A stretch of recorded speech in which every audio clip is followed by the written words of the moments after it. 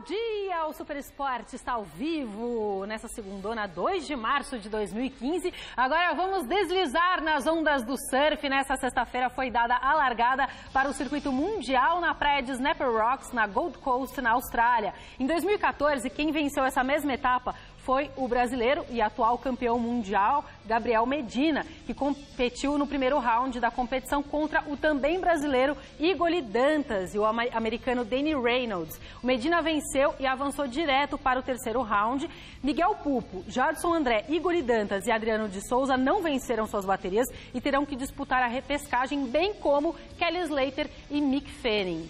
Certo que estavam ano passado em cima do nosso Gabriel Medina. Campeonato Paulista, na sexta-feira, São Bento e Ituano empataram por 1-1. Já no sabadão, o penapolense visitou o Marília e venceu por 2-1. A Rede também balançou em mais 4 jogos da 7ª rodada. Vamos aos gols. Em Osasco, o Audax atropelou o São Bernardo. Matheus, 2 vezes, e Rafael Longini deram a vitória por 3-0 aos comandados de Fernando Diniz. Em Bragança Paulista, o Bragantino bem que saiu em vantagem contra a Portuguesa, graças a esse gol marcado por Eric aos 44 da etapa inicial. Mas Guilherme Almeida e Felipe Souza trataram de virar o jogo e garantir os 3 pontos para a equipe da capital paulista. Em Campinas, Renato Cajá fez 1-0 para a Ponte Preta sobre o Red Bull Brasil. Lulinha, aquele mesmo, ex-Corinthians, deixou tudo igual. Só que Renato Cajá, desta vez cobrando pênalti, marcou o segundo da Macaca e definiu o placar. Ponte Preta 2, Red Bull Brasil 1. Em Piracicaba, Paulinho anotou o primeiro do 15 diante do Botafogo. Alisson, contra, aumentou para o Inhoquim. O time de Ribeirão Preto ainda chegou a descontar com Diogo Campos de cabeça, mas já era tarde. Final, 15 de Piracicaba 2, Botafogo 1.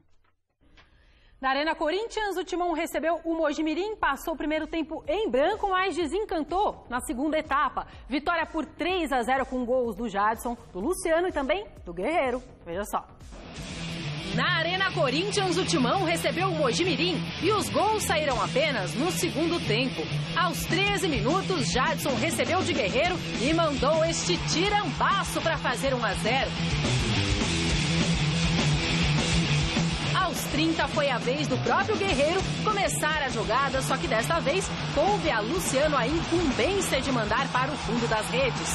2-0 Corinthians. Já no fim do jogo, foi a vez do assistente do dia marcar o último gol do duelo. Guerreiro, de primeira, fechou a conta em Itaquera. Final, Corinthians, líder do Grupo B, com 16 pontos, 3. Mojimirim, segundo na chave A, com 14-0. Wagner Love foi uma decepção nessa partida, mas vamos agora direto falar com o Felipe Esboril, que está no CT Joaquim Grava, porque quarta-feira é o que importa agora. Não é isso, Esboril? Quarta-feira é Corinthians em São Lourenço, lá em Buenos Aires. Bom dia, Esboril. Bom dia, Anitta. Bom dia para você em casa acompanhando o Super Esporte. A gente fala ao vivo aqui do CT Joaquim Grava, onde o técnico Tite não quis saber de dar folga para ninguém, não. Dá uma olhada lá no campo. Todo mundo treinando na manhã desta segunda-feira, depois da vitória por 3-0 sobre o Mogi pelo Campeonato Paulista. O Corinthians continua invicto em casa e o técnico Tite vai acertando a equipe, Anitta, como você disse, para esse jogo contra o São Lourenço, quarta-feira, Copa Libertadores da América em Buenos Aires. Jogo este que não terá torcida por parte do São Lourenço. A equipe argentina está punida pela Conmebol e fica de fora a torcida neste estádio. O técnico Tite, que vai treinando normalmente os jogadores. O Cássio estava no gol até agora, mas esse deve ser o time que entra em campo contra o São Lourenço, com Fagner na lateral direita, o Gil e o Felipe na defesa, lateral esquerda o Wendel, aí no meio Ralf, Elias, o Renato Augusto e também o Emerson Sheik, e na frente apenas o Danilo jogando centralizado ali como centroavante, assim como fez contra o São Paulo e foi muito bem. Guerreiro continua suspenso, fica de fora. O Guerreiro, que fez gol ontem na Arena do Corinthians, marcou o 46º gol dele com a camisa do Corinthians, portanto, sendo o estrangeiro que mais marcou gols com a camisa do Corinthians, ao lado de Tevez. E ele ainda não renovou o contrato com o Corinthians. O contrato dele termina neste meio de temporada, dia 15 de julho, e a diretoria corre para acertar esta indefinição.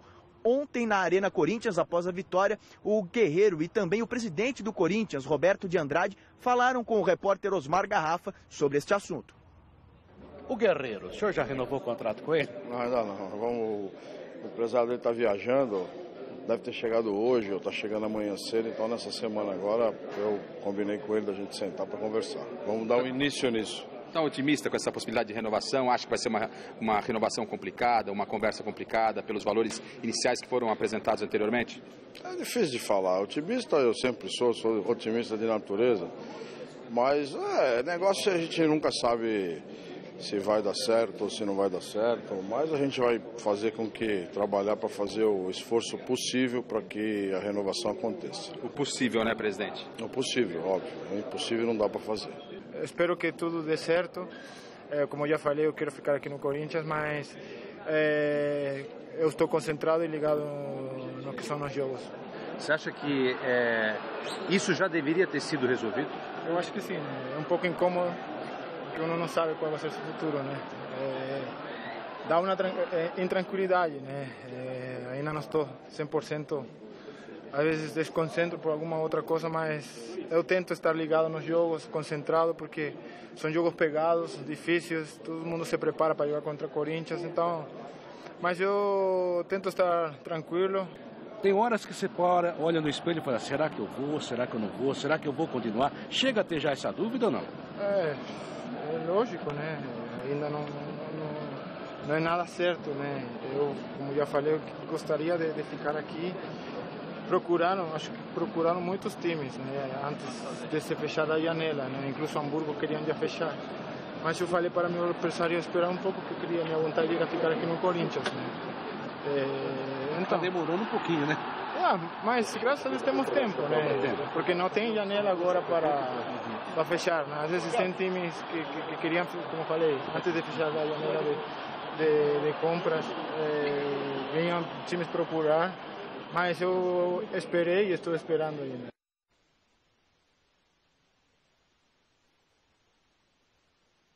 Aí a situação segue indefinida, o contrato do Guerreiro vai até o meio do ano, dia 15 de julho, e ele pede cerca de 18 milhões de luvas, mais um aumento salarial para continuar no Corinthians. O técnico Tite, como a gente vê nas imagens, continua preparando a equipe para esse jogo de quarta-feira contra o São Lourenço, jogo importantíssimo em Buenos Aires, às 10 da noite.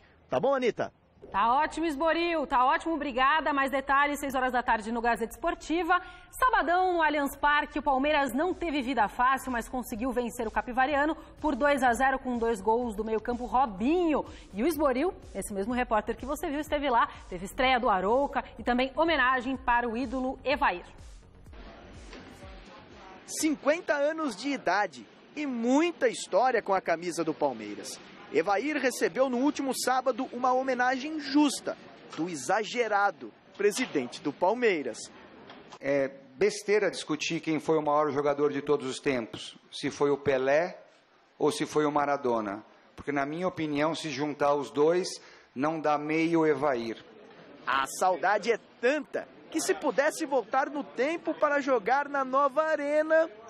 Desde a primeira vez que pisei aqui, dá vontade de voltar a jogar.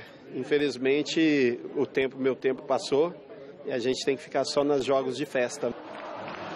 O torcedor palmeirense encheu o estádio para ver de perto a estreia do volante Arouca. Foram 3 meses sem jogar e muita ansiedade para entrar em campo. Treino é treino, jogo é jogo, é totalmente diferente. Eu fiquei 1 mês treinando, mas é diferente quando você entra para jogar, tem aquela ansiedade, tem aquele nervosismo da estreia e tudo. Mal deu tempo de começar o jogo, o Cristaldo foi para cima, roubou a bola e a Lione quase abriu o placar com menos de 20 segundos de jogo. A pressão continuou, novamente com o Cristaldo. O argentino mandou na trave. Sem ritmo de jogo, Arouca demorou para se entrosar com os companheiros. Tanto que na marcação estava bem, mas na hora do passe... Vou te falar a verdade, mal dormi essa noite. Teve a hora de se aventurar no ataque. E se essa bola passa... Jogo amarrado, com toques errados e sem direção ao gol. No segundo tempo, os jogadores do Palmeiras reclamaram de pênalti em cima de Arouca. E Cristaldo mandou outra na trave. O excesso de vontade de fazer o gol resultou nesta lambança entre Dudu e Zé Roberto. O que não faltou para Robinho. Ele pediu para bater essa falta e fez os mais de 32 mil presentes na arena comemorarem.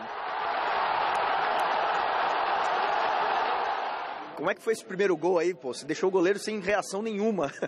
Nada, ele ainda foi na bola ainda. Sei lá como foi, eu nem acredito que eu fiz esse gol aí, falar a verdade. Tô treinando bastante, mas tá difícil de sair, já bati algumas aí, não tinha acertado o gol ainda. Feliz, treinar mais ainda para sair mais. E parece que Robinho gostou mesmo de levantar a galera. Recebeu esse passe do Dudu e bateu cruzado, forte, bola indefensável, que deu a vitória para o Palmeiras por 2-0. Na verdade, quando o Dudu pegou a bola, o Rafael é muito inteligente, o Rafael puxou a jogada, eu sabia que eu ia receber livre. Quando eu dominei, eu vi que tinha espaço e eu bati para fazer aquilo lá mesmo. Fazer a curva para fora, tirando o goleiro, feliz em ter acertado o chute ali, apesar do finalzinho do jogo bem cansado, mas foi um bom chute. Com este resultado, o Palmeiras soma a 4ª vitória consecutiva, algo que não acontecia desde maio do ano passado, liderando assim o Grupo C do Campeonato Paulista, com 15 pontos. Olha, o Robinho também não é uma surpresa, né? É um jogador que eu acompanho no Curitiba já há muitos anos, e a vinda dele para cá foi muito oportuna, um jogador maduro, que cresce a olhos vistos na equipe, um jogador que pode desempenhar múltiplas funções, é um cara querido pelo grupo, é um cara que chama a atenção dos companheiros, chama o jogo para ele, né?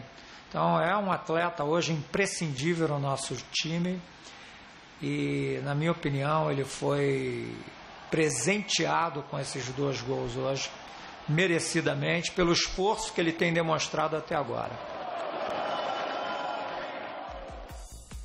Os Robinhos estão com tudo, né? O outro Robinho do Santos fez também 2 gols contra o Linense, mas apesar disso, né? O placar foi 4-2 no Pacaembu, mas apesar disso, o técnico Enderson Moreira ficou de bronca com a arbitragem. Vamos ver. O Santos recebeu o Linense no Pacaembu e já abriu o placar aos 4 minutos de jogo. Lucas Lima cobrou falta rapidamente e pegou a defesa rival de surpresa. Robinho, que não tinha nada a ver com isso, aproveitou e bateu bonito, sem chances para o goleiro Anderson. 1-0 Peixe. Aos 38 minutos, o Santos ampliou. Lucas Lima cobrou o escanteio na cabeça de Renato, que testou firme. 2-0. Já no segundo tempo, Robinho cruzou para Ricardo Oliveira, a bola bateu na trave e na volta, o goleiro Anderson acabou mandando contra o próprio gol. 3-0. A partir daí, o Linense esboçou uma reação. Aos 24 minutos, Diego cobrou pênalti com perfeição e diminuiu. 4 minutos mais tarde, o William aproveitou a bobeira dentro da zaga e fez mais um para o Linense, 3-2. Mas aos 45 do segundo tempo, Gabriel lançou Robinho e o camisa 7 santista teve muita calma para tirar do goleiro e definir o jogo. Final, Santos 4, Linense 2. Eu acho que o árbitro foi muito mal nos 2 lances. Então você não pode falar de substituição de 2 lances que para mim foram criados. O pênalti para mim não existiu e a bola não saiu, não foi escanteio. Tem mérito do outro lado, tudo, mas às vezes é bom errar pro nosso lado também. É muito difícil você só acompanhar as coisas acontecerem pro adversário. E comentário do árbitro também, né? Gente, não reclama não, os jogadores comentaram. Não reclama não, tá 3-0 o jogo, fica tranquilo. Pô, ele não tem que comentar jogo, não tem que falar nada, ele tem que apitar e estar atento aos lances, aos detalhes. Não pode apitar como um professor de educação física apita a aula no dia a dia. Tá? um time não começa a ganhar, você começa a inventar algumas coisas para poder deixar mais equilibrado. Que é jogo profissional, ele tem que apitar o que realmente é, e eu acho que ele foi muito mal. Outro que ficou assim bravo, para não perder o costume, foi o Muricy Ramalho, mas foi conosco, né? Os jornalistas, o São Paulo visitou o Rio Claro e não saiu de um empate, um jogo terrível, insuportável de assistir. 0-0, vamos ver. O time realmente vem de fazer muitos gols, acho que é o time que fez mais gols na competição, né? Tem o melhor rendimento na competição, é o melhor da competição, acho. Então é estranho quando vai 0-0, mas é muito mexido o time, né? Um time desentrosado, é complicado. Muricy, agora domingo tem o Corinthians, hein? É a chance então... de ele dar aquele troco? Não tem troco, é futebol. Um bom jogo. É um bom jogo só para os dois, senão a gente fica começando a arrumar guerra no começo da semana, não é legal, né? Muricy, você disse para um jornal lá do São Paulo que pensa em parar uns 3 meses no fim do ano, dar uma descansada e tal. É uma ideia sua mesmo? Imitar, por exemplo, o Tite, ficou um ano parado e depois voltar? Não, o Tite foi forçado, né? Eu acabo meu contrato e às vezes quero viver um pouco mais perto da família, mas isso muda muito, né? De acordo com o momento, muda tanto que a gente, de repente, pensa uma coisa, a gente quer descansar, mas às vezes não deixam descansar, então...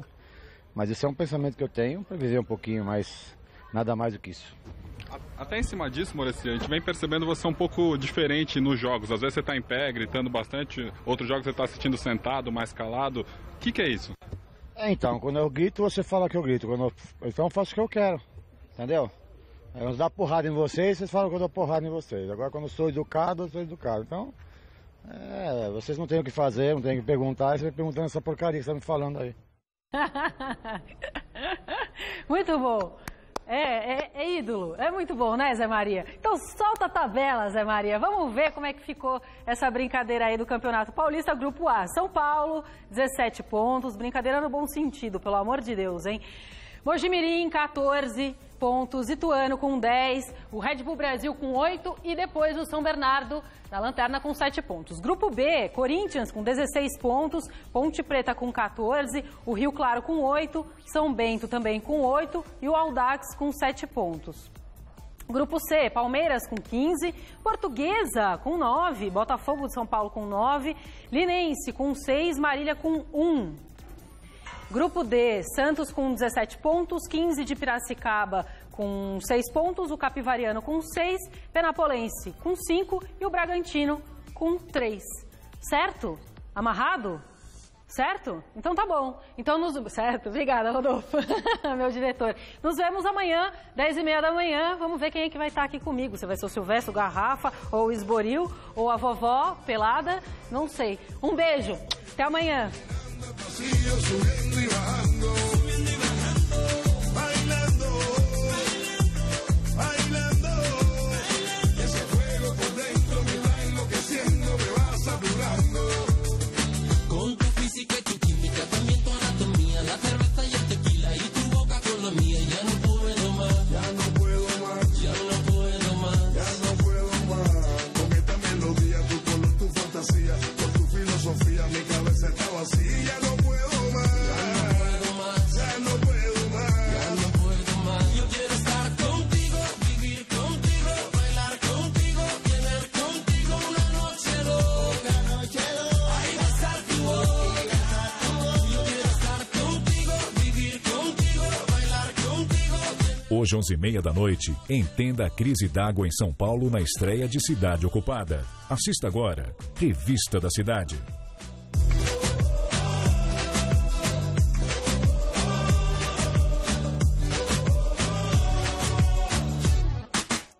Tú me miras y me llevas a otra dimensión.